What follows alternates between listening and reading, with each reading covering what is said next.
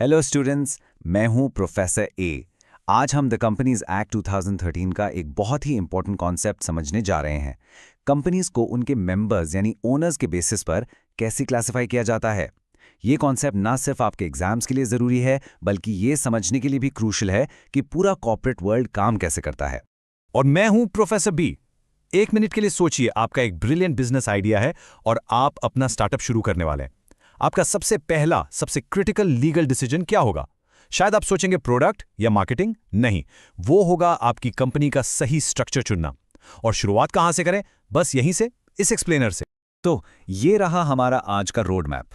हम बिल्कुल बेसिक से शुरू करेंगे। मेंबर बेस्ड क्लासिफिकेशन क्या है, फिर हम तीनों कंपनी टाइप्स ओपीसी, प्राइवेट और पब्लिक में डीप डाइव करेंगे। इसके बाद इनका एक आमने सामने का कंपैरिजन होगा जो एग्जाम्स के लिए बहुत इंपॉर्टेंट है। और एंड में हम आपको बताएंगे कि सही स्ट्रक्चर चुना कैसे जाता है। ओके, तो सबसे पहले सबसे फंडामेंटल क्लासिफिकेशन। कंपनीज एक्ट कहता है कि आप एक कंपनी को उसके मेंबर्स की गिनती के आधार पर बांट सकते हैं। आसान शब्दों में, कंपनी के मालिक कितने हैं? 1 है, 2 है या हजारों हैं? यही एक चीज कंपनी के फ्यूचर पर बहुत असर डालती है। बिल्कुल। इस कंपनीज एक्ट ऑफ 2013 को आप एक रूल बुक की तरह समझिए। और इस रूल बुक के हिसाब से मेंबर्स का नंबर ही डिसाइड करता है कि आप इन 3 मेन कैटेगरीज में से कौन सी कंपनी बना सकते हैं। आज हम इन्हीं तीनों को डिटेल में डिकोड करेंगे। चलिए शुरू करते हैं सबसे नए और सबसे इंटरेस्टिंग टाइप से, द 1% कंपनी, जिसे हम ओपीसी कहते हैं। ये 2013 एक्ट का एक रेवोल्यूशनरी आइडिया था जो खासकर सोलो एंटरप्रेन्योर्स यानी अकेले बिजनेस शुरू करने वालों के लिए बनाया गया है। इसकी डेफिनेशन इसके नाम जितनी ही सिंपल है। देखिए, सेक्शन 2 सबसेक्शन 62 कहता है an OPC is a company that has only 1 person as a member. बिल्कुल साफ। स्टूडेंट्स, ये सेक्शन नंबर याद रखना आपके एग्जाम आंसर्स को एक्स्ट्रा मार्क्स दिला सकता है।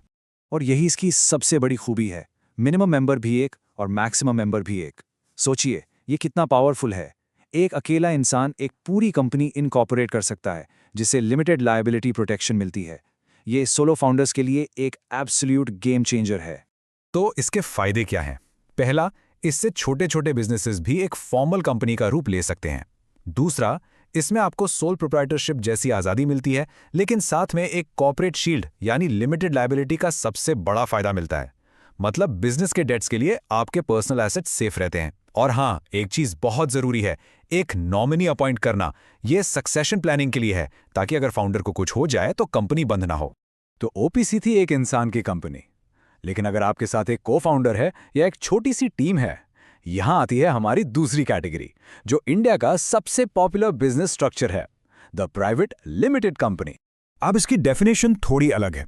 सेक्शन 2 सबसेक्शन 68 कहता है कि प्राइवेट कंपनी वो है जो अपने आर्टिकल्स ऑफ एसोसिएशन यानी कंपनी की इंटरनल रूल बुक के जरिए अपने ऊपर 3 खास तरह की पाबंदियां या रिस्ट्रिक्शंस लगाती है। और यही 3 रिस्ट्रिक्शंस इसकी पहचान है। नंबर 1, आप आसानी से अपने शेयर्स किसी को ट्रांसफर नहीं कर सकते। इससे कंट्रोल फाउंडर्स के पास रहता है। नंबर 2, मेंबर्स की गिनती 200 से ज़्यादा नहीं हो सकती। और नंबर 3, सबसे इंपॉर्टेंट, आप आम जनता को, आम पब्लिक को शेयर्स खरीदने के लिए इनवाइट नहीं कर सकते।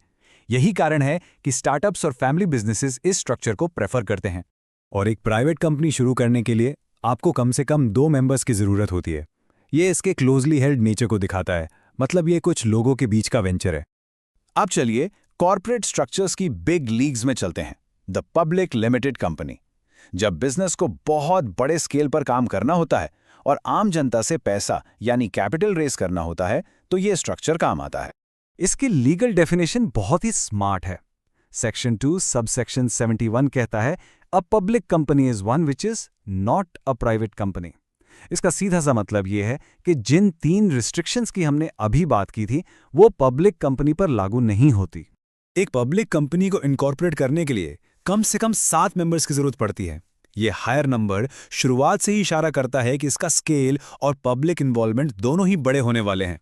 अब इसके फीचर्स देखिए। इसमें मेंबर्स पर कोई मैक्सिमम लिमिट नहीं है।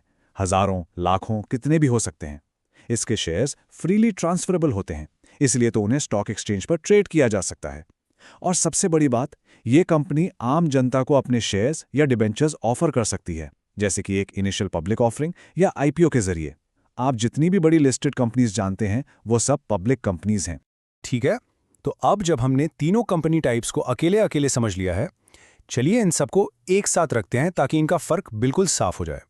ये सेक्शन आपके रिवीजन के लिए सबसे जरूरी है। इस टेबल को आप अपना अल्टीमेट एग्जाम गाइड समझ सकते हैं, एक चीट शीट जो सारे की डिफरेंसेस को एक जगह पर लाता है। इससे सब कुछ क्रिस्टल क्लियर हो जाएगा। ऑलराइट, चलिए इस टेबल को रो बाय रो देखते हैं। सबसे पहले मिनिमम मेंबर्स, ओपीसी के लिए 1, प्राइवेट के लिए 2 और पब्लिक के लिए 7। ये प्रोग्रेशन बिजनेस के स्केल की पूरी कहानी बताता है ना। सोलो फाउंडर से एक स्मॉल टीम और फिर एक बड़ा ग्रुप। एग्जैक्टली। अब देखिए, मैक्सिमम मेंबर्स, ओपीसी में सिर्फ 1, प्राइवेट कंपनी में 200 की लिमिट है और पब्लिक कंपनी में नो लिमिट। और वही नो लिमिट है जो एक पब्लिक कंपनी को अनलिमिटेड ग्रोथ का पोटेंशियल देता है। उसकी कोई सीमा नहीं है। Next point, share transferability. OPC में तो सवाल ही नहीं उठता, प्राइवेट कंपनी में ये रिस्ट्रिक्टेड है, जबकि पब्लिक कंपनी में फ्रीली ट्रांसफरेबल। ये कंट्रोल और लिक्विडिटी के बीच का ट्रेड ऑफ है। प्राइवेट कंपनीज कंट्रोल को प्रायोरिटी देती हैं, जबकि पब्लिक कंपनीज आम लोगों के लिए शेयर्स खरीदना बेचना आसान बनाकर इन्वेस्टर्स को अट्रैक्ट करती हैं। और आखिरी पॉइंट, पब्लिक सब्सक्रिप्शन। यहां लाइन बिल्कुल क्लियर है, ओपीसी और प्राइवेट कंपनी दोनों के लिए प्रोहिबिटेड है। बिल्कुल, सिर्फ और सिर्फ एक पब्लिक कंपनी को यह लीगल हक है कि वो आम जनता से पैसा मांग सके। अगर आपको आईपीओ लाना है तो पब्लिक कंपनी ही एकमात्र रास्ता है। चलिए, अब तक हमने व्हाट को कवर कर लिया है। अब सबसे जरूरी सवाल पर आते हैं, सो व्हाट। आखिर ये डिसीजन इतना मायने क्यों रखता है? क्योंकि अपनी कंपनी का स्ट्रक्चर चुनना सिर्फ कागजी कार्रवाई नहीं है। ये पूरी तरह से आपके बिजनेस गोल्स पे डिपेंड करता है। अगर आपकी प्रायोरिटी कंट्रोल है कि डिसीजन मेकिंग कुछ ही लोगों के हाथ में रहे, तो प्राइवेट कंपनी आपके लिए है। अगर आपको मार्केट से, आम जनता से बहुत सारा कैपिटल रेज करना है, तो आपको पब्लिक कंपनी बनना पड़ेगा। अगर आप एक अकेले फाउंडर हैं जिसे लीगल प्रोटेक्शन और सिंप्लिसिटी चाहिए, तो ओपीसी आपके लिए ही बनी है। और अगर आपका long term vision unlimited growth का है, तो आपका टारगेट पब्लिक कंपनी ही होना चाहिए। तो इस पूरे डिस्कशन का सबसे इंपॉर्टेंट टेकअवे ये है कि the choice of corporate structure is not just a legal formality, it's the foundation of your business strategy. आप आज जो स्ट्रक्चर चुनते हैं वही आपके बिजनेस के कल की दिशा तय करता है। और जाते जाते हम आपके लिए एक सवाल छोड़ जाते हैं। सोचिए, 2013 में जरूरत के हिसाब से ओपीसी जैसा नया कॉन्सेप्ट आया। जिस तेजी से आज स्टार्टअप्स, डीएओज और गिग इकोनॉमी बदल रही है, आपको क्या लगता है साल 2040 तक इंडियन लॉ को किस एक नई तरह की कंपनी को डिफाइन करने की जरूरत पड़ेगी? इस पर जरूर सोचना। All the best.